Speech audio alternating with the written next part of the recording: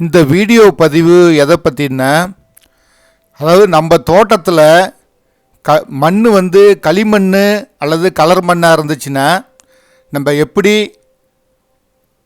பெரிய பெரிய செடிகளை நடணுன்றதை பார்க்கலாங்க. வாங்க வீடியோக்குள்ளே போய் நம்ம ஆரம்பிப்போம். அனைவருக்கும் வணக்கம்.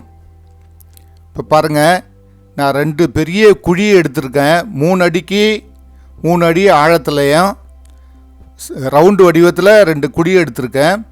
குழியை எடுத்துட்டு அந்த குழிக்குள்ளற செம்மண்ணை வந்து அடியில் நிரப்பிக்கிறேங்க. செம்மண் நிரப்பிட்டு ஒரு 1/4 பாகத்துக்கு ஆழத்தில் செம்மண்ணை நிரப்பிக்கிறேன்.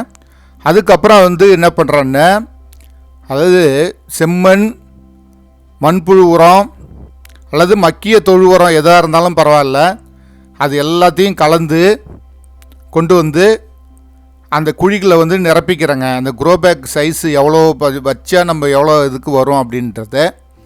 இப்போ 2 செடி நான் வந்து ஆன்லைனில் வாங்கியிருந்தேங்க.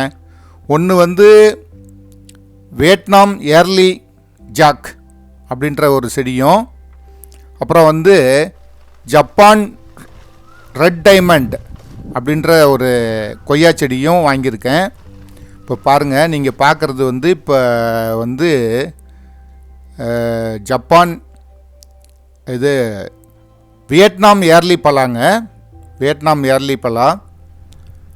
இப்போ ஃபஸ்ட்டு வீடியோவில் அந்த ஃபஸ்ட்டு பார்ட்டில் அதை பார்க்கலாங்க. வியட்நாம் ஏர்லி பலா பாருங்கள், இப்போ லேபிளில் கூட காமிக்கிறோம். அது ஆன்லைனில் தாங்க வாங்கியிருந்தேன். நான் ஆன்லைனில் வாங்கிட்டு அங்கேருந்து என்னுடைய தோட்டத்துக்கு கொண்டு வந்துட்டேன். இது கொஞ்சம் நல்லாவே வெயிட் இருக்குங்க. இது எல்லாம் பெரிய க்ரோ பேக்கு, அதாவது 16 அங்குலம் க்ரோ பேக்கு.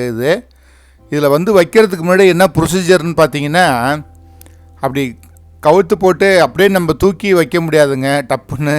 அதனால் என்ன பண்ணோம், அடிப்பாகத்தில் உள்ள க்ரோ பேக் கவரை வந்து கட் பண்ணிக்கணும் ரவுண்டாக. அடியில் உள்ள கவரை மட்டும் ஃபஸ்ட்டு கட் பண்ணிக்கணும்.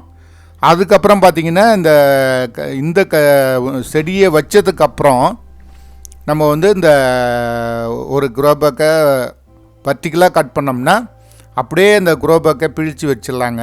இதில் என்ன எதுக்காக அப்படி செய்கிறோம்னா, நம்ம அந்த ஒரிஜினல் மண் இருக்குது பார்த்திங்களா, அது வந்து இதாகிக்குங்க. நம்ம கவரை வெளியிலேயே கழட்டிட்டு நம்ம வைக்கும்போது என்ன ஆகும்னா இதாகிடும். அதனால் நான் செம்மண்ணை போட்டு நிரப்பிட்டேன். செம்மண் உரம் கலந்த மண்ணை போட்டு நிரப்பிட்டு இப்போ பார்த்தீங்கன்னா எங்கள் தோட்டத்து மண் கலர் மண் தான். அது மேலே வந்து போட்டுக்கிறேன் ஒரு இறுக்கத்துக்கு வந்து, அதாவது செடி வந்து இப்படி அப்படியே ஆடாமல் இருக்கிறதுக்காக அந்த கொஞ்சோண்டு அந்த களிமண்ணை போட்டு மிதித்து விட்டுக்கிறேங்க. உள்ளே ஃபுல்லாக வந்து முழு குழி அளவுக்கும் வந்து செம்மண் உரமண் தான் கலந்துருக்குது. இப்போ அடுத்த குழியில் வந்து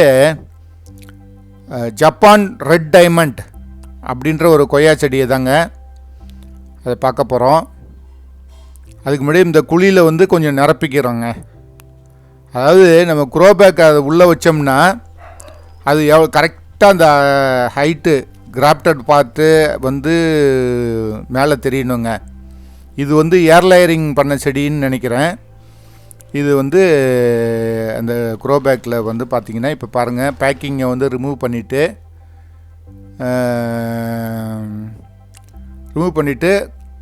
சாய்ச்சி போட்டுட்டு செடியை வந்து சாய்ச்சி போடணும் மெல்லமாக. அப்படி சாய்க்கும்போது இந்த பெரிய செடியை வந்து இன்னொரு நுனி பக்கத்தில் ஒருத்தர் பிடிச்சிக்கணும். நான் தான் பிடிச்சிக்கிறேன் அந்த செடியை. இப்போ நம்ம கார்டனர் பார்த்திங்கன்னா இந்த அடிப்பாகத்தை வந்து கட் பண்ணுறாருங்க. அடிப்பாகத்தை கட் பண்ணிவிட்டு அப்புறம் செடியை உள்ளற சென்ட்ரு பகுதியில் வச்சுட்டு நம்ம வந்து இந்த சைடில் உள்ள கவரை கட் பண்ணணுங்க. அப்படி கட் பண்ணிவிட்டு அப்புறம் வந்து நான் ஃபுல்லாக சுற்றிலும் வந்து என்னுடைய நல்ல செம்மண், செறிவூட்டப்பட்ட செம்மண், அதாவது கோகோபிட்டு, மண்புழு உரம் இதெல்லாம் கலந்த கலவையை வந்து போட்டு நிரப்பிக்கிறேன்.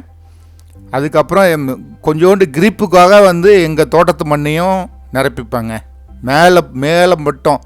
அதனால் இந்த செடியோட வளர்ச்சி பாருங்கள் இப்போ ஃபுல்லாக இது பண்ணிடுறேன். அப்புறம் முக்கியமான விஷயம் என்னென்னா, இந்த செடிகளை நட்டுட்டு தவறாமல் தண்ணி விட்டுணுங்க. முதல் தடவை தண்ணி விடும்போது நல்லா ஓசை போட்டு நல்லா நல்லா ஃபுல்லாக தண்ணி விடணும். அதுக்கப்புறம் வந்து பார்த்திங்கன்னா மேல் மண் காஞ்சதுன்னா மட்டும் நம்ம தண்ணி விட்டால் போதுங்க. இப்படி தாங்க பெரிய செடியை வந்து நடவு செய்யணும். நான் நடவு செய்துட்டேன். இந்த வீடியோ உங்களுக்கு பிடிச்சிருக்குன்னு நினைக்கிறேன். பிடிச்சிருந்தா லைக் பண்ணுங்கள், நண்பர்களுக்கு ஷேர் பண்ணுங்கள். மேலும் ஒரு நல்ல பதிவில் சந்திக்கலாம். பாருங்கள், எப்படியாவது இது கொஞ்சம் பெரிய செடியாக ஏன் வாங்கினேன்னா சீக்கிரம் பலன் அது எதிர்பார்க்கலான்னு தாங்க, வேறு ஒன்றும் இல்லைங்க. இது நடுறதுக்கெலாம் சிரமமாக இருந்தாலும் பார்க்குங்க. இந்த வீடியோ இதோடு முடிச்சுக்கிறேன். நன்றி, வணக்கம்.